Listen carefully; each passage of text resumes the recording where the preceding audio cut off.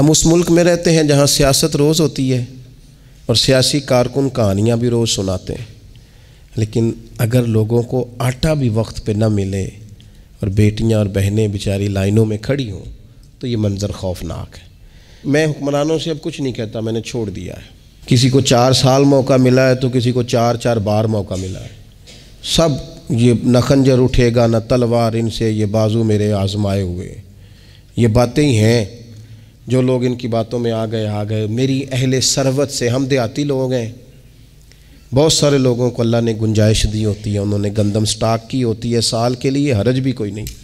صرف تھوڑی تھوڑی اتنی کوشش کریں کہ اگر پڑوسی کے پاس نہیں ہے نا تو چلو ہمارا بھڑولا بھرا ہے تو انشاءاللہ اللہ بھرا ہی رکھے گا، اس میں کمی نہیں آئے گی۔ تھوڑا سا نا دروازہ کھول دیں اس کے لیے، اپنے ارد گرد کم از کم جو جن لوگوں کو ہم تکلیف میں دیکھ رہے ہیں ان کے لیے تو تھوڑی کوشش کریں۔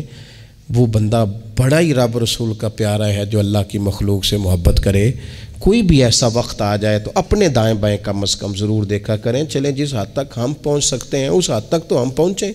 ایک ایک شخص کے آنسو پوچھیں گے تو ایک ایک لب پہ خوشی بھریں گے تو انشاءاللہ تعالیٰ پوری دنیا میں اللہ خوشیاں عطا کرے گا۔